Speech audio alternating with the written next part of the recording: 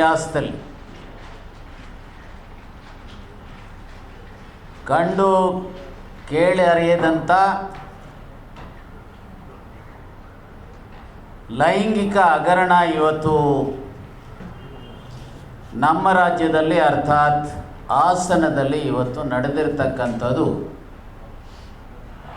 ನಿಜಕ್ಕೂ ಸಹ ಇಡೀ ಮನುಕುಲವೇ ತಲೆ ತಗ್ಗಿಸುವಂಥ ಘಟನೆ ಇದಾಗಿದೆ.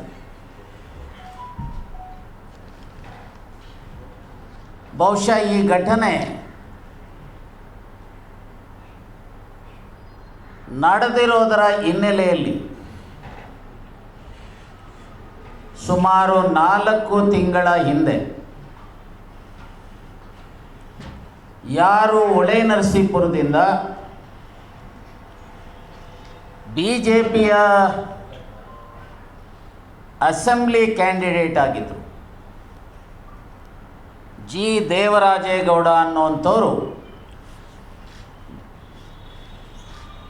ಪತ್ರಿಕಾಗೋಷ್ಠಿಯನ್ನು ಕರೆದು ಪತ್ರಿಕಾಗೋಷ್ಠಿನಲ್ಲಿ ಈ ರೀತಿ ಅವತ್ತು ಹಾಲಿ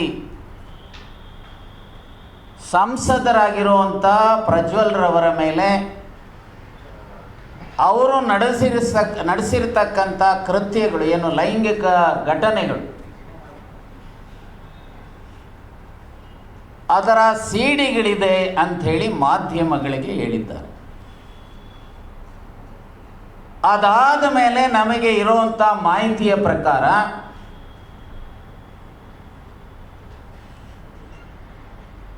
BJPಯ ನಾಯಕರಾಗಿ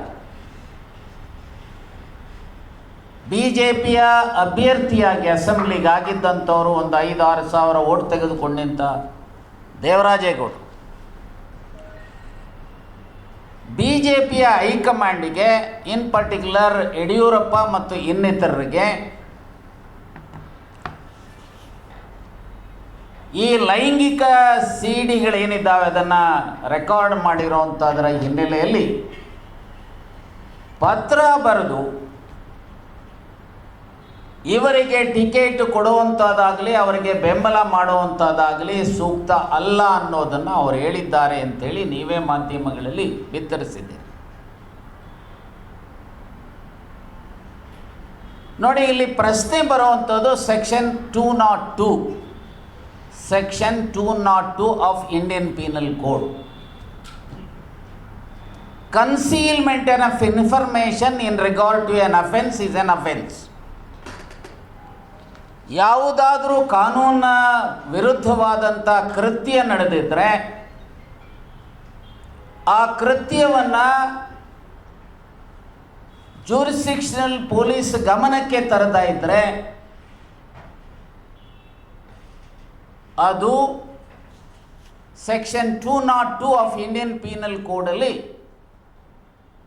ಅದು ಅಪರಾಧ ಆಗುತ್ತೆ.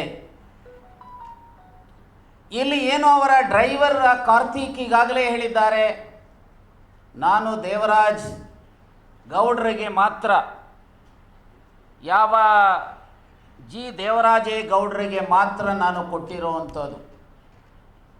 ಎವಿಡೆನ್ಸ್ ಆ್ಯಕ್ಟ್ ಪ್ರಕಾರ admitted facts need not be proved ಅಂಥೇಳಿ ಎವಿಡೆನ್ಸ್ ಆ್ಯಕ್ಟಲ್ಲಿದೆ. Admitted facts, here is a case where clearly Karthik has admitted that he has given the CDs to Mr. Devarajegowda. So ಇಲ್ಲಿ ದೇವರಾಜೇಗೌಡರಿಗೆ ಸಿಕ್ಕಾದ ಮೇಲೆ ಇನ್ಫಾರ್ಮೇಷನ್ ಇದ್ದಾದ ಮೇಲೆ that to as a candidate for assembly ಅವರು ಓತನ್ನು ತೆಗೆದುಕೊಂಡಿದ್ದರು. ನಾನು ಕಾನೂನು ರೀತಿಯ ನಡ್ಕೊಳ್ತೇನೆ, ಸಂವಿಧಾನದ ರೀತಿಯ ನಡ್ಕೊಳ್ತೇನೆ ಅಂತೇಳಿ. Is it not his duty to inform the same to the local police? ದೇವರಾಜೇಗೌಡರು ಇದನ್ನು ಈ ಕೃತ್ಯ ಗೊತ್ತಾದ ಮೇಲೆ ಜ್ಯೂರಿಸ್ಡಿಕ್ಷನಲ್ ಪೊಲೀಸಿಗೆ ತಿಳಿಸುವಂಥದ್ರಲ್ಲಿ ವಿಫಲರಾಗಿದ್ದಾರೆ. ಇದು ಒಂದು. ಎರಡನೇದು, ದೇವರಾಜೇಗೌಡರು BJPಯ ಹೈಕಮಾಂಡ್ಗೆ ಬ್ಲ್ಯಾಕ್ ಆ್ಯಂಡ್ ವೈಟ್ ಲೆಟರನ್ನು ಬರೆದಾದ ಮೇಲೆ ಈ ಕೃತ್ಯ BJPಯ ಹೈಕಮಾಂಡ್ಗೆ ತಿಳಿದಿರತಕ್ಕಂಥದ್ದು. ಅದು ಯಡಿಯೂರಪ್ಪನವರಿಗಿರ್ಬೋದು ಅಥವಾ ಬಿ ಜೆ ಪಿಯ ಇನ್ನಿತರ ರಾಷ್ಟ್ರೀಯ ನಾಯಕರಿಗಿರ್ಬೋದು, ಅವರೂ ಸಹ ಇದನ್ನು ಕನ್ಸೀಲ್ ಮಾಡಿದ್ದಾರೆ, ಇದನ್ನು ಬಚ್ಚಿಟ್ಟಿದ್ದಾರೆ, ಇದನ್ನು ಸಪ್ರೆಸ್ ಮಾಡಿದ್ದಾರೆ. ಅವರು ಸಹ section 202 of Indian penal code ಪ್ರಕಾರ ಅಪರಾಧ ಎಸಗಿರತಕ್ಕಂಥದ್ದು ಈ ನೆಲದ ಕಾನೂನು ರೀತಿಯ ಸ್ಪಷ್ಟ ಆಗುತ್ತಾ ಇದೆ. ಇದೊಂದು ಕಡೆ. ಆದರೆ 26ನೇ ತಾರೀಕು ಪೋಲಿಂಗ್ ಆದ ಮೇಲೆ ಪ್ರಜ್ವಲ್ರವರು ಏಕಾಏಕಿ ದೇಶ ಬಿಟ್ಟು ಹೋಗುವಂಥದಕ್ಕೆ ವೀಸಾ ಯಾರು ಕೊಡುವಂಥದಕ್ಕೆ ಯಾರ ಕೈಲಿ ಅಧಿಕಾರ ಇದೆ? ಕೇಂದ್ರ ಸರ್ಕಾರದ ಕೈಲಿ ಅಧಿಕಾರ ಇರತಕ್ಕಂಥದ್ದು. ಇದು ಒಂದು ಕಡೆ. ಆದರೆ ದೇಶದಲ್ಲಿ ಮಹಿಳೆಯರ ಮೇಲೆ, ಮಕ್ಕಳ ಮೇಲೆ ನಡೆಯತಕ್ಕಂಥ ದೌರ್ಜನ್ಯಗಳ ಬಗ್ಗೆ 2 ವರದಿಗಳಿದ್ದಾವೆ. ಒಂದು, ನಿರ್ಭಯಾ ಕೇಸಲ್ಲಿ ಜಸ್ಟಿಸ್ ವರ್ಮಾ, ಸುಪ್ರೀಂ ಕೋರ್ಟಿನ ಜಸ್ಟಿಸ್ ವರ್ಮಾರವರು ಕೊಟ್ಟಿರತಕ್ಕಂಥ ಒಂದು ವರದಿ. ಕರ್ನಾಟಕದಲ್ಲಿ 24 ಮಾರ್ಚ್ 2018 ಸುಮಾರು 6,000 ಪುಟಗಳ ವರದಿಯನ್ನು ನಾನು ಮತ್ತು ನನ್ನ ಸಮಿತಿ ರಾಜ್ಯದಲ್ಲಿ ನಡೆದಂಥ ಘಟನೆಗಳ ಹಿನ್ನೆಲೆಯಲ್ಲಿ ಕೊಟ್ಟಿರತಕ್ಕಂಥದ್ದು 2 ವರದಿಗಳು ಈ ದೇಶದಲ್ಲಿದ್ದಾವೆ. ನಿರ್ಭಯಾ ಕೇಸಲ್ಲಿ ಏನೆಲ್ಲ ಇದೆಲ್ಲ ಭಾರತೀಯ ಜನತಾ ಪಾರ್ಟಿಯವರೇ ಕೇಂದ್ರ ಸರ್ಕಾರದ ಮೇಲೆ ಅಲಿಗೇಷನನ್ನು ಮಾಡಿದ್ರು. ಜಸ್ಟಿಸ್ ವರ್ಮಾ ಸ್ಪಷ್ಟವಾಗಿ ಹೇಳಿದ್ದಾರೆ. ಯಾವ ವರ್ಮಾ ಕಮಿಷನಲ್ಲಿ ಸರ್ಕಾರಗಳು ಇನ್ಕ್ಲೂಡಿಂಗ್ ಕೇಂದ್ರ ಸರ್ಕಾರ as to provide financial assistance, ಒಂದು ಕಡೆ ವಿಕ್ಟಿಮ್ಸ್ಗೆ ಕಾಂಪನ್ಸೇಷನ್ ಕೊಡ್ತಕ್ಕಂಥದ್ದು, ಅದಕ್ಕಿಂತ ಮುಖ್ಯವಾಗಿ ಈ ರೀತಿಯ ಘಟನೆಗಳನ್ನು ತಡೀತಕ್ಕಂಥ ದೃಷ್ಟಿಯಿಂದ ರಾಷ್ಟ್ರವ್ಯಾಪಿ ಜನಜಾಗೃತಿಯನ್ನು, ಅವೇರ್ನೆಸ್ಸನ್ನು ಕ್ರಿಯೇಟ್ ಮಾಡತಕ್ಕಂಥದಕ್ಕೆ ಮಾಡಬೇಕು ಪ್ರತಿ ವರ್ಷ ಅಂತೇಳಿ. That is the recommendation made by justice Verma in his report. ನಾನು ನಿಮ್ಮ ಮೂಲಕ ಕೇಳಲಿಕ್ಕೆ ಬಯಸ್ತೇನೆ, ಈ ಘಟನೆಯಲ್ಲಿ ಒಬ್ಬರು ಪಾರ್ಲಿಮೆಂಟ್ ಸದಸ್ಯರು, ಅವರ ಪಾರ್ಟಿಯ ಅಲಯನ್ಸಿನ ಪಾರ್ಟ್ನರ್ನ ಪಾರ್ಟಿಯ ಕ್ಯಾಂಡಿಡೇಟ್, ಅವರ ಪರವಾಗಿ ನೀವು ಕ್ಯಾಂಪೇನ್ ಬೇರೆ ಮಾಡಿದ್ದೀರಿ. ಸೊ ಇದೆಲ್ಲ ಇರಬೇಕಾದ್ರೆ ಇವತ್ತು ಇಲ್ಲ ರಾಜ್ಯ ಸರ್ಕಾರ ಅಂಥೇಳಿ ಅಮಿತ್ ಶಾ ರವರು ಒಂದು ಮಾತನ್ನು ಹೇಳಿದ್ದಾರೆ. ರಾಜ್ಯ ಸರ್ಕಾರ ಲಾ ಆ್ಯಂಡ್ ಆರ್ಡರ್ನ ಇಶ್ಯೂ ರಾಜ್ಯ ಸರ್ಕಾರ, ಅಫ್ಕೋರ್ಸ್ ಎಸ್, ರಾಜ್ಯ ಸರ್ಕಾರದ ಇಲ್ಲ ಅಂತ ಹೇಳಿದೆ. ಅದರ ಅರ್ಥ ಕೇಂದ್ರ ಸರ್ಕಾರಕ್ಕೆ ಯಾವುದೇ ಜವಾಬ್ದಾರಿ ಇಲ್ಲ ಅಂತ ಹೇಳುವಂಥದ್ದು ಇದು ಮೂರ್ಖತನದ ಪರಮಾವಧಿ ಆಗುತ್ತೆ. ಜಸ್ಟಿಸ್ ವರ್ಮಾ, ಈ being a Amit Shah being a central home minister, justice Varma ಕಮಿಷನನ್ನು ನಿರ್ಭಯಾ ಕೇಸಲ್ಲಿ ಕೊಟ್ಟಿರುವಂಥದ್ದನ್ನು ಅರ್ಥ ಮಾಡ್ಕೊಳ್ತಾ ಇದ್ದರೆ, ಓದ್ತಾ ಇದ್ದರೆ ಏನು ಹೇಳುವಂಥದ್ದು? ಇದು ಒಂದು. ಎರಡನೇದು, ಅವರ ಪಾರ್ಟಿಯ ಕ್ಯಾಂಡಿಡೇಟ್ ದೇವರಾಜೇಗೌಡರ ಗಮನಕ್ಕೆ ಬಂದು ನಿಮ್ಮ ಪಾರ್ಟಿಗೆ ಪತ್ರ ಕೊಟ್ಟಾದ ಮೇಲೆ, is it the duty of the Bharatiya Janata party leadership to inform the local police as for the provisions of section 202 of Indian penal code. Section 202 ಪ್ರಕಾರ ಇವತ್ತು ಇಡೀ ಭಾರತೀಯ ಜನತಾ ಪಾರ್ಟಿಯವರು ಇದನ್ನು ಸಪ್ರೆಸ್ ಮಾಡಿರೋದ್ರಿಂದ ಅವರು ಸಹ ಅಪರಾಧಿಗಳಾಗುತ್ತಾರೆ. ನಾನು ಇಷ್ಟೇ ಹೇಳಲಿಕ್ಕೆ ಬಯಸ್ತೇನೆ, ಇದನ್ನು ಮುಚ್ಚಾಕುವಂಥ ವ್ಯವಸ್ಥಿತವಾದಂಥ ಸಂಚು ಭಾರತೀಯ ಜನತಾ ಪಾರ್ಟಿಯವರು ಮತ್ತು JDSನವರು ಇವತ್ತು ರಾಜ್ಯದಲ್ಲಿ ಮಾಡಿದ್ದಾರೆ. ಅಷ್ಟೇ ಅಲ್ಲ, ಅದರಿಂದ ಈ ತೂಗೋ ಕತ್ತಿ ತಪ್ಪಿಸ್ಕೊಂಡ್ರೆ 100 ವರ್ಷ ಆಯುಸ್ಸು ಅನ್ನುವಂಥ ರೀತಿಯಲ್ಲಿ ಇದನ್ನು ಬೇರೆಯವರ ಮೇಲೆ ಕೆಸರೆರಚುವಂಥ ಪ್ರಯತ್ನ ನಡೆಸ್ತಾ ಇದ್ದಾರೆ. ಮೋರ್ ಪರ್ಟಿಕ್ಯುಲರ್ಲಿ ನಮ್ಮ ಪಕ್ಷದ ಅಧ್ಯಕ್ಷರಾಗಿರ್ತಕ್ಕಂಥ ಸನ್ಮಾನ್ಯ DK ಶಿವಕುಮಾರ್ ಅವ್ರ ಮೇಲೆ. ನನಗೆ ಅವ್ರ ಜೊತೆಯಲ್ಲಿ ಮಾತನಾಡಿರೋ ಹಾಗೆ ನನಗೆ ಗೊತ್ತಿರೋವಂಥ ಮಾಹಿತಿಗಳ ಹಿನ್ನೆಲೆಯಲ್ಲಿ ನಾನು ಸ್ಪಷ್ಟವಾಗಿ ಹೇಳಿಕೆ ಬಯಸ್ತೇನೆ, ಈ ರೀತಿಯ ನೀಚ ಕೃತ್ಯವನ್ನು ಅವರು ಎಂದೂ ಸಹ ನಮ್ಮ ಪಕ್ಷದ ಅಧ್ಯಕ್ಷರು ಮಾಡಿಲ್ಲ, ಮಾಡುವ ಪ್ರಶ್ನೆಯೂ ಉದ್ಭವ ಆಗೋದಿಲ್ಲ. ಇದು ಭಾರತೀಯ ಜನತಾ ಪಾರ್ಟಿ ಮತ್ತು JDSನವರು, NDAನವರು ತಮ್ಮ ಮೇಲಿನ ಏನು ಗುರುತರವಾದಂಥ ಆಪಾದನೆ ಇದೆ ಅದರಿಂದ ತಪ್ಪಿಸ್ಕೊಳ್ಳಿಕ್ಕೆ ಈ ರೀತಿ ಹೇಳ್ತಕ್ಕಂಥದ್ದು ಸೂಕ್ತ ಅಲ್ಲ. ನಾನು ಇಷ್ಟೇ ಹೇಳ್ತೇನೆ, ಏನು SIT ಇವತ್ತಿದೆ, ಈ SITನವರು ಸಹ, ಯಾಕಂದರೆ ನಾನು ಒಬ್ಬ ವಕೀಲನಾಗಿರುವಂಥ ಹಿನ್ನೆಲೆಯಲ್ಲಿ ಇನ್ವೆಸ್ಟಿಗೇಷನ್ ನಡೆಯುವಂಥ ಸಂದರ್ಭದಲ್ಲಿ ಯಾರೂ ಸಹ ಇಂಟರ್ಫಿಯರ್ ಆಗೋದಕ್ಕೆ ಆಗೋದಿಲ್ಲ, ಇನ್ಕ್ಲೂಡಿಂಗ್ ಕೋರ್ಟ್. ಅವನಿಗೆ ಇನ್ವೆಸ್ಟಿಗೇಟಿಂಗ್ ಆಫೀಸರ್ ಕೊಡಬೇಕು ರಿಪೋರ್ಟ್ ಅಂದರೆ ಕೊಡಬೇಕು, ಅವನು ಕೊಡಬೇಕೆ ಹೊರತು ಕೋರ್ಟ್ ಇಲ್ಲ ಏನಾಯಿತು ಅಂತೇಳಿ ಕೇಳಲಿಕ್ಕೆ ಬರೋದಿಲ್ಲ. ಇದನ್ನು ಇರ್ತಕ್ಕಂಥ ಲೀಗಲಿ ಇರ್ತಕ್ಕಂಥ ಪೊಸಿಷನು. ನಾನು ಇಷ್ಟೇ ಹೇಳಲಿಕ್ಕೆ ಬಯಸ್ತೀನಿ, ಈ SIT ಏನು ಇವತ್ತು ಈ ಲೋಪ ಆಗಿದೆ, ಸೆಕ್ಷನ್ 202 ಪ್ರಕಾರ BJPಯ ಅಲ್ಲಿಯ ಕ್ಯಾಂಡಿಡೇಟು ಮತ್ತು BJPಯ ಲೀಡರ್ಶಿಪ್ ಇವತ್ತೇನು ಇದನ್ನು ಪೊಲೀಸಿನ ಗಮನಕ್ಕೆ ತಂದು ಈ ಏನು ಅಪರಾಧ ಎಸಗಿರ್ತಕ್ಕಂಥವ್ರ ಮೇಲೆ ಕ್ರಮ ಜರುಗಿಸೋದನ್ನು ಬಿಟ್ಟು ದೇಶ ಬಿಟ್ಟು ಓಡೋಗಲಿಕ್ಕೆ ಅವಕಾಶ ಮಾಡಿಕೊಟ್ಟಿದ್ದಾರೆ. ಎರಡನೇದು, ಅದನ್ನು ಆ ಕೆಸರನ್ನು ಏರಿಸ್ತಕ್ಕಂಥದ್ದು ಕಾಂಗ್ರೆಸ್ ಮೇಲೆ ಮಾಡ್ತಕ್ಕಂಥದ್ದನ್ನು ಖಂಡಿಸ್ತೇವೆ. ನಾನು ಇಷ್ಟೇ ಹೇಳ್ತೇನೆ, ಇವತ್ತು ಭಾರತೀಯ ಜನತಾ ಪಾರ್ಟಿಯವರು ಕೂಡಲೇ ಮತ್ತೊಮ್ಮೆ ವರ್ಮಾ ಕಮಿಷನ್ ವರದಿಯನ್ನು ಓದಿ ಈ ದೇಶದ ಹೆಣ್ಣು ಮಕ್ಕಳ ರಕ್ಷಣೆಯನ್ನು ಮಾಡ್ತಕ್ಕಂಥದಕ್ಕೆ ಕೇಂದ್ರ ಸರ್ಕಾರದ ಜವಾಬ್ದಾರಿ ಏನಿದೆ ಅನ್ನೋದನ್ನು ಅರ್ಥ ಮಾಡಿಕೊಂಡು ಮಾತನಾಡಬೇಕು ಅಂತೇಳಿ ಗೃಹ ಸಚಿವರನ್ನು ಒತ್ತಾಯಪೂರ್ವಕವಾಗಿ ಒತ್ತಾಯ ಮಾಡಲಿಕ್ಕೆ ಬಯಸ್ತೇನೆ.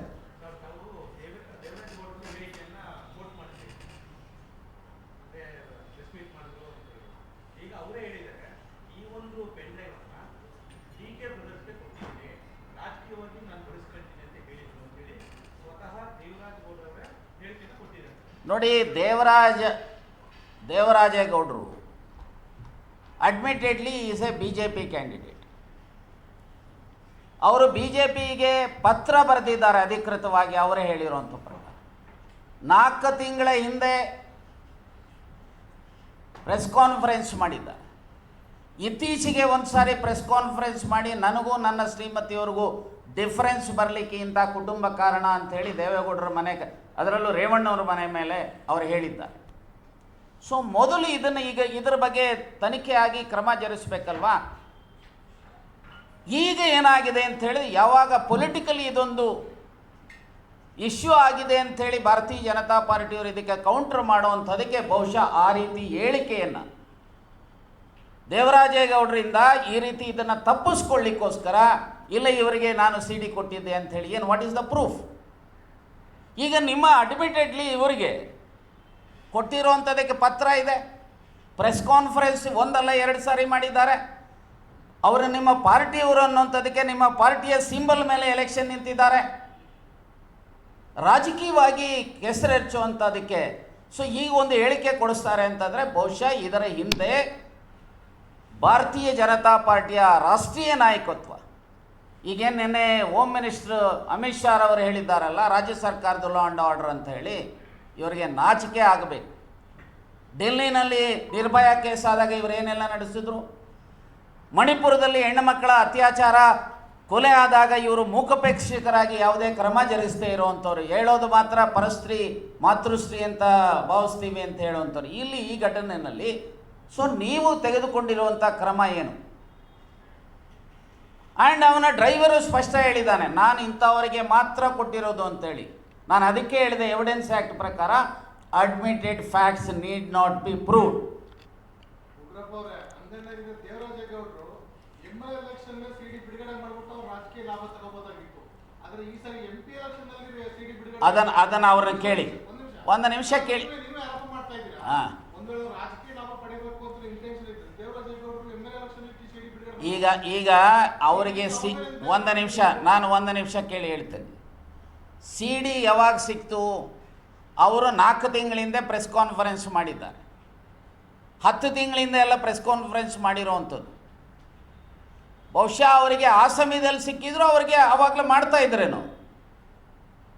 ಇಶ್ಯೂ ಆಗಿದ್ದು ಲೋಕಸಭಾ ಚುನಾವಣೆ ಸಂದರ್ಭದಲ್ಲಿ ಸಿಕ್ಕಿದ ಕಡೆ ಪೆನ್ ಡ್ರೈವ್ ಸಿಕ್ಕಿದ ಕಾರಣಕ್ಕೋಸ್ಕರ ದೇವರಾಜೇಗೌಡರು CD ಬಿಡುಗಡೆ ಮಾಡಿದ್ದಾರೆ. ಎಲ್ಲರಿಗೂ ಪೆನ್ ಡ್ರೈವ್ ಏನು ತಗೊಂಡು ಕಾಪಿ ಮಾಡಿ ಇಲ್ಲ, ನನಗೆ ಗೊತ್ತಿಲ್ಲ. ಈಗ ಇನ್ವೆಸ್ಟಿಗೇಟಿಂಗ್ SIT ಇದೆ, ಅವರು ಅದನ್ನು ಈಗ ನೀವು ಹೇಳಿದೆ. ಒಂದು ನಿಮಿಷ. ನಾನು ನಿಮ್ಮ ಹಾಗೆ ನಾನು ಒಬ್ಬ ಲಾಯರ್ ಇದ್ದೇನೆ. ಯಾವುದನ್ನು ಈ ಇನ್ವೆಸ್ಟಿಗೇಷನ್ ಇರುವಂಥ ಸಮಯದಲ್ಲಿ ಯಾವುದನ್ನು ಎಷ್ಟರ ಮಟ್ಟಿಗೆ ಹೇಳ್ಬೋದು ಅನ್ನೋದರ ಅರಿವು ನನಗಿದೆ. ನಾನು ಇಷ್ಟೇ ಹೇಳಲಿಕ್ಕೆ ಬಯಸ್ತೇನೆ, when the matter is under investigation, that is the duty of the concern police to investigate and to find out the truth. ಇವತ್ತು ನಾನು ಇಷ್ಟೇ ಕೇಳಲಿಕ್ಕೆ ಬಯಸ್ತೇನೆ, admittedly There was a press conference by this man, Devarajegowda. One sari alla ಎರಡು ಸಾರಿ, wherein he made it very very clear there are CDs ಅಂತ ಹೇಳಿ ನಾವು ಹೇಳಿದ್ವಾ? ಇದಕ್ಕೇನು ಉತ್ತರ ಭಾರತೀಯ ಜನತಾ ಪಾರ್ಟಿಯವರಿಗೆ? JDSನವ್ರಿಗೆ ಏನು ಉತ್ತರ? ಈಗ ಯಾವಾಗ ಜನರು ಇವತ್ತು ಇದರ ವಿರುದ್ಧ ಒಂದು ಕಡೆ ಸಮಾಜದ ಸ್ವಸ್ಥವನ್ನು ಹಾಳು ಮಾಡಿದ್ದಾರೆ, ಇದು ಸರ್ಕ್ಯುಲೇಟ್ ಆಗಿ ಎಷ್ಟೆಷ್ಟೋ ಮುಗ್ಧ ಮಕ್ಕಳು ಇದನ್ನು ನೋಡಿರುವಂಥವ್ರು ಇವತ್ತು ಅವರ ಮಾನಸಿಕ ಸ್ಥಿತಿ ಇವತ್ತು ನೋಡಿ. ಅದು ರಾಜಕೀಯ ಲಾಭಕ್ಕೋಸ್ಕರ ಬಳಸ್ಕೊಂಡಿದ್ದಾರೆ ಅಂತ ಎಲ್ಲರೂ ಹೇಳ್ತಿದ್ದಾರೆ. ಸಾಮಾನ್ಯ ಜನರು ಮಾತಾಡ್ತಿದ್ದಾರೆ, ಹಾಸನ ಜನರು ಮಾತಾಡ್ತಾರೆ. ನಿಮಗೂ ಗೊತ್ತಿದೆ, ನಮಗೂ ಗೊತ್ತಿದೆ. ಇಲ್ಲ, ನನಗೆ ಗೊತ್ತಿಲ್ಲ, ನಿಮ್ಗೆ ಗೊತ್ತಿದ್ರೆ ದಯಮಾಡಿ ನನಗೆ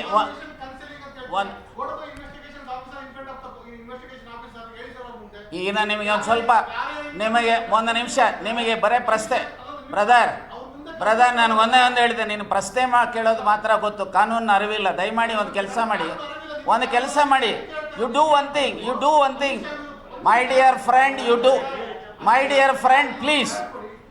friend please you do one thing. You make an application before the SIT. You make an application. You are a citizen of this state. You are a citizen of the... ಒಂದು ನಿಮಿಷ ದಯಮಾಡಿ. ನಿಮಗೆ ನಿಮ್ಮ ಹತ್ರ ಏನು ಮಾಹಿತಿ ಇದೆ? ಯಾಕಂದರೆ ಇನ್ವೆಸ್ಟಿಗೇಷನ್ ಆಗುವಂಥ ಸಂದರ್ಭದಲ್ಲಿ ನನ್ನ ಇತಿಮಿತಿಗಳು ನನಗೆ ವಕೀಲನಾಗಿ, ಒಬ್ಬ ಮಾಜಿ ಸಂಸತ್ ಸದಸ್ಯನಾಗಿ, ಮಾಜಿ ವಿರೋಧ ಪಕ್ಷನಾಗಿ ನನಗೆ ಅರಿವಿದೆ.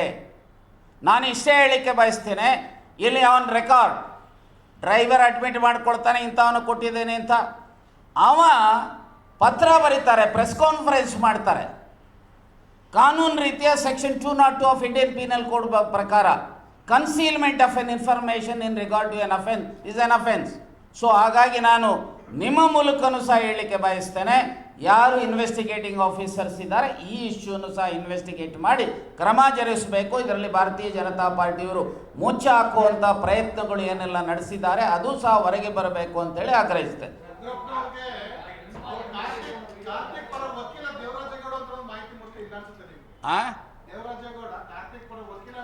ಬಹುಶಃ ನಿಮಗೆ ಇನ್ನೊಂದು ಹೆಜ್ಜೆ ಮುಂದೆ ಹೋಗಿ ಹೇಳ್ತೇನೆ, ಅವ್ರು ಪ್ರಾಕ್ಟೀಸಿಂಗ್ ಲಾಯರ್ ಎಲ್ಲ ಅಂತ ಅವರೇ ಹೇಳಿದ್ದಾರೆ, ಪ್ಲೀಸ್.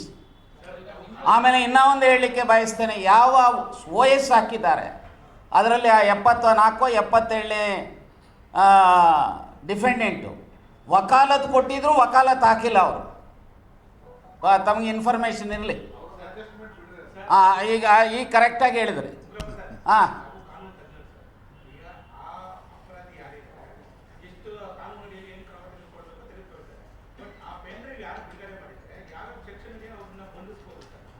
ನೋಡಿ, ನಾನು ಇಷ್ಟೇ ಹೇಳಿಕೆ ಬಯಸ್ತೇನೆ, ಈಗ ಇನ್ವೆಸ್ಟಿಗೇಷನ್ ನಡೀತಾ ಇದೆ.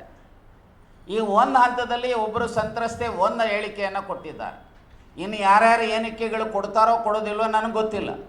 ಕೊಟ್ಟಾಗ ಒಂದು ಕಡೆ ಏನೆಲ್ಲ ಮಾಹಿತಿಗಳು ಬಂದಂಥ ಸಂದರ್ಭದಲ್ಲಿ ಮತ್ತು ಆ ಪೆನ್ ಡ್ರೈವ್ಗಳಲ್ಲಿ ನಾನು ನಿಮ್ಮ ಮಾಧ್ಯಮಗಳ ಮೂಲಕ ನೋಡಿರೋ ಹಾಗೆ ಕೇಳಿರೋ ಅಂಥ ರೀತಿಯಲ್ಲಿ, ಸೊ ಒಂದು ಕಡೆ ಇಂಡಿಯನ್ ಪೀನಲ್ ಕೋಡ್ ಅಟ್ರಾಕ್ಟ್ ಆಗುತ್ತೆ, ಪೋಕ್ಸೋ ಆ್ಯಕ್ಟ್ ಅಟ್ರಾಕ್ಟ್ ಆಗುತ್ತೆ. ಸೊ ಇದರ ಹಿನ್ನೆಲೆಯಲ್ಲಿ ಆಮೇಲೆ ಇದರಲ್ಲಿ ಇಂಡಿಯನ್ ಪೀನಲ್ ಕೋಡಲ್ಲಿ ವೇರಿಯಸ್ ಸೆಕ್ಷನ್ಸ್ ಅಟ್ರಾಕ್ಟ್ ಆಗುವಂಥ 292 ಇರ್ಬೋದು, 376 ಇರ್ಬೋದು, 153A ಇರ್ಬೋದು, ಈ ರೀತಿ ಅನೇಕ ಸೆಕ್ಷನ್ಸ್ ಇದ್ದಾವೆ.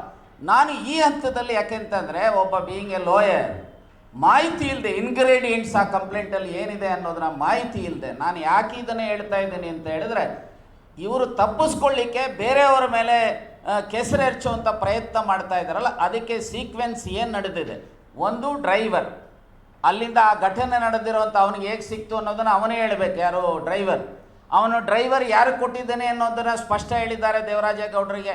ದೇವರಾಜೇಗೌಡರು ಅಡ್ಮಿಟೆಡ್ ಫ್ಯಾಕ್ಟು, ಅವರು ಪ್ರೆಸ್ ಕಾನ್ಫರೆನ್ಸ್ ಒಂದಲ್ಲ 2 ಸಾರಿ ಮಾಡಿದ್ದಾರೆ, ಒಂದು ಪತ್ರವನ್ನು ಸಹ ಬರೆದಿದ್ದಾರೆ, ಇವರಿಗೆ ಟಿಕೆಟ್ ಕೊಡಬೇಡಿ, ಇವ್ರಿಗೆ ಇದನ್ನು ಮಾಡಬೇಡಿ ಅಂಥೇಳಿ. ಇವೆಲ್ಲವೂ ಅಡ್ಮಿಟೆಡ್ ಫ್ಯಾಕ್ಟ್ಸ್ ಇರುವಂಥ ಹಿನ್ನೆಲೆಯಲ್ಲಿ ಈಗ ಇದೇನಾಗುತ್ತೆ, ಸ್ಪಷ್ಟವಾಗಿ ಕಾನೂನಿನಲ್ಲಿ ಭಾರತೀಯ ಜನತಾ ಪಾರ್ಟಿಯ ಲೀಡರ್ಶಿಪ್ ಎಡವಿದ್ದಾರೆ.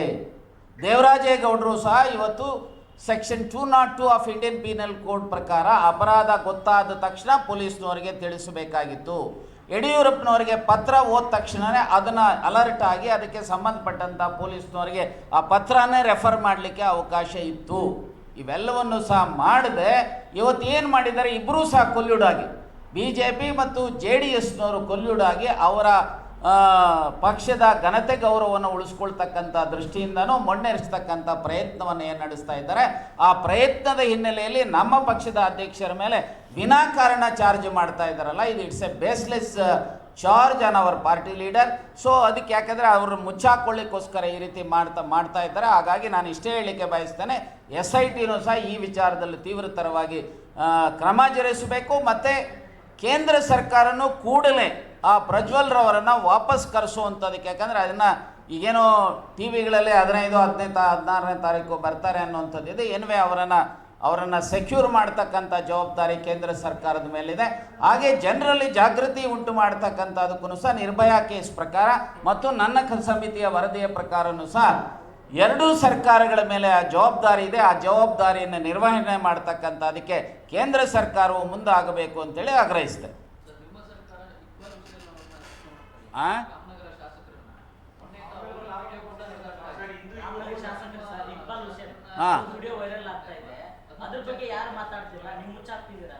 ಇಲ್ಲ, ನನಗೇನೋ ಅದು ಯಾವುದೋ ನನಗೆ ಗೊತ್ತಂತೂ ಇಲ್ಲಪ್ಪ. ನಾನು ಪ್ರಾಮಾಣಿಕವಾಗಿ ಹೇಳ್ತೇನೆ, ಫಸ್ಟ್ ಟೈಮ್ ನಾನೊಂದು CD ಇದೆ ಅಂತೇಳಿ ಕೇಳ್ತಾ ಇರೋದು. ಇಲ್ಲ, ನನಗೆ ಪ್ರಾಮಾಣಿಕವಾಗಿ ಹೇಳ್ತಾ ಇದ್ದೇನೆ, ನನಗೆ ಗೊತ್ತಿಲ್ಲ. ಗೊತ್ತಾದರೆ ನಾನು ನಿಮ್ಮ ಅದ್ರ ಮೇಲೆ ರಿಯಾಕ್ಟ್ ಮಾಡಿ. ಇದೂ ಗೊತ್ತಿರಲಿಲ್ಲ ನನಗೆ, ನೀವೇ ನನಗೆ ಗೊತ್ತಾಗಂಗೆ ಮಾಡಿದ್ರಿ. ಆಯಿತು, ತಿಳ್ಕೊಂಡು ಬಂದು ಹೇಳ್ತೇನೆ, ಗ್ಯಾರಂಟಿ ತಿಳ್ಕೊಂಡು ಬಂದು ಹೇಳ್ತೇನೆ. ಇಲ್ಲ, ನಾನು ನೋಡಪ್ಪ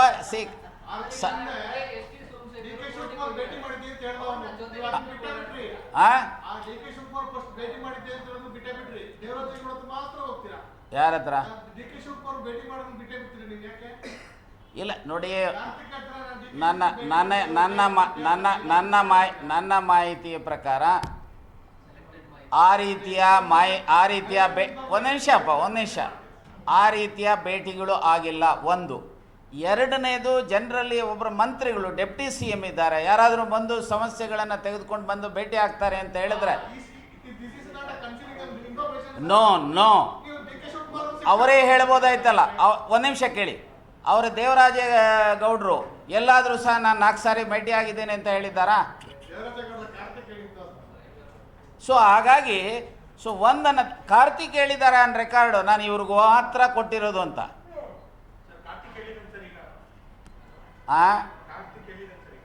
ನನಗೆ ಗೊತ್ತಿಲ್ಲ, ಕೇಳಿ, ನೀವೇ ಹೇಳಬೇಕು. ನೀವು ಅದೇನೋ ಅದು ಸೂರ್ಯ ರವಿ ಕಾಣದು ಕವಿ ಕಂಡ ಅಂತ ಇದೆ, ಹಾಗೆ ಸೂರ್ಯ ರವಿ ಕಾಣದು ಪತ್ರಕರ್ತರು ಕಂಡ್ರು ಅಂತ ಹೇಳಿ. ಈಗ ನೀವು ಎಲ್ಲದಿದ್ದೀರೋ ನೀವು ಹೇಳಿದರೆ ನಮಗೂ ಮಾಹಿತಿ. ಹೌದು. ನಾನು ಯಾಕೆ ಐ ಆಮ್ ಸಾರಿ, ನಿಮಗೆ ಯಾಕೆ ಹೇಳಿದೆ ಅಂತಂದರೆ, ಎಸ್, ಕಾನೂನಿನ ಚೌಕಟ್ಟಿನಲ್ಲಿ ಸ್ಪಷ್ಟವಾಗಿ ಈಗ ನೀವು ಬೇಕಾದ್ರೆ ಹೋಗಿ ಸೆಕ್ಷನ್ ನೋಡ್ಕೊಳ್ಳಿ.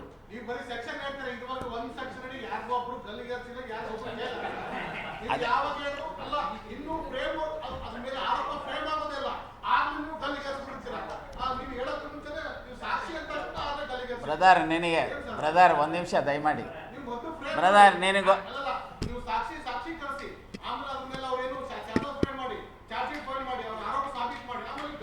ನಿನಗಿನ್ನ ಈಗ ಯಾರು ಹೇಳಿದ್, ನಾವು ಯಾವ್ದು ಎರಿಸ್ತಿದ್ವಿ ಹೇಳಿದ್ನಪ್ಪ. ಈಗ ನೀನು ಒಂದು ಹೇಳಿಬಿಡ್ತೇನೆ. ಇಲ್ಲೇ ಹನುಮಂತ ನಗರದಲ್ಲಿ ನಾನು ಕ್ರಿಮಿನಲ್ ಸೈಡ್ ಪ್ರಾಕ್ಟೀಸ್ ಮಾಡ್ತಾ ಇದ್ದಾಗ ಒಬ್ಬ ಕೊಲೆ ಮಾಡಿ ಕತ್ತಿ ಮತ್ತು ತಲೆ ತೆಗೆದುಕೊಂಡು ಹೋಗಿ ಪೊಲೀಸ್ ಸ್ಟೇಷನಲ್ಲಿ ಇಟ್ಟರೂ ಸಹ ಏಕ್ದಮ್ ಗಲ್ಲಿಗೆ ಏರಿಸಲಿಲ್ಲ. ಯಾಕಂದರೆ ಎವಿಡೆನ್ಸ್ ಆಗಬೇಕು, ಪ್ರೂವ್ ಆಗಬೇಕು. ಸೊ ಆಮೇಲೆ ಅವನನ್ನು ಗಲ್ಲಿಗೇರಿಸಬೇಕು. ಇದು ಕಾನೂನಲ್ಲಿ ಎವಿಡೆನ್ಸ್ ಆ್ಯಕ್ಟಲ್ಲಿ ಇರೋವಂಥದ್ದು, ಮತ್ತು ಕ್ರಿಮಿನಲ್ ಪ್ರೊಸೀಜರ್ ಕೋಡು ಇಂಡಿಯನ್ ಪೀನಲ್ ಕೋಡಲ್ಲಿ ಇರೋವಂಥದ್ದು. ಸೊ ಹಾಗಾಗಿ ಯಾರೂ ಸಹ ಸ್ಟ್ರೈಟ್ ಅವೇ ನಾವು ಬಂದು ಎಸ್ ನಾನು ಮಾಡಿದ್ದೇನೆ ಅಂದಾಕ್ಷಣಿಗೆ ಗಲ್ಲಿಗೇರಿಸುವ ಪ್ರಶ್ನೆ, ಆ ರೀತಿಯ ಪರಿಸ್ಥಿತಿ ನಮ್ಮ ದೇಶದಲ್ಲಿ ಇಲ್ಲ. Eye for eye, hand for hand ಅನ್ನೋವಂಥದ್ದು ಬೇರೆ ರಾಷ್ಟ್ರಗಳಲ್ಲಿ, ನಮ್ಮ ದೇಶದಲ್ಲಿ ಇಲ್ಲ. ನಮ್ಮ ದೇಶದಲ್ಲಿ ಏನಪ್ಪ ಈಗ ನಾನು ಹೇಳ್ತಾ ಇರೋದು ಏನಪ್ಪ ಅಂತ ಹೇಳಿದ್ರೆ, ಸೊ ಈ ಸೀಕ್ವೆನ್ಸಸ್ಸನ್ನು ನೋಡಿದ್ರೆ ಭಾರತೀಯ ಜನತಾ ಪಾರ್ಟಿ ಮತ್ತು JDSನವರಿಗೆ ಮೊದಲೇ ಇದರ ಮಾಹಿತಿ ಇತ್ತು.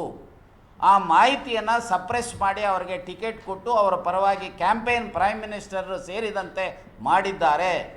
ಸೊ ಇದಾದ ಮೇಲೆ ಬೆಳಕಿಗೆ ಬರಲಿಕ್ಕೆ ಮೂಲತಃ ಕಾರಣ ಅವರ ಪಾರ್ಟಿಯ ಕ್ಯಾಂಡಿಡೇಟ್ ಆಗಿದ್ದಂಥವ್ರು. ಸೊ ಈಗ ಇದೆಲ್ಲ ಬಂದಾದ ಮೇಲೆ ನಮ್ಮ ಮೇಲೆ ಗೂಬೆ ಕೊಡಿಸುವಂಥ ಪ್ರಯತ್ನ ಸರಿಯಲ್ಲ ಅಂತೇಳಿ ಹೇಳಿದ್ದೇವೆ. Thank you. ಆಯಿತು ಬ್ರದರ್, ಏನಾದರೂ ಇದ್ದರೆ ಕೊಡಪ್ಪ ನೋಡೋಣ ಪ್ಲೀಸ್. ಹಾಂ, ಇದ್ದರೆ ಕೊಡು ನೋಡೋಣ. ಓಕೆ ಸರಿನಾ, ಸರಿ, ಥ್ಯಾಂಕ್ ಯು. ಊಟ ಗೀಟ ಇರಬೇಕು ಸರ್, ಅದೀಗ ಊಟ ಎಲ್ಲಪ್ಪ. ರವಿ ಎಲ್ಲಿ ಕಾಫಿ ತಿಂದು ಮಾಡಿದ್ದೀರಾ? ಮಾಡಿದ್ದೀರಾ? ಹಲೋ, ಎಲ್ಲಿ ಹೇಳಿದ್ದೆ ಅವರಿಗೆಲ್ಲ. ಸರಿ, ಓಕೆ, ಥ್ಯಾಂಕ್ ಯು. ಆಮೇಲೆ ಮಾಡಿ.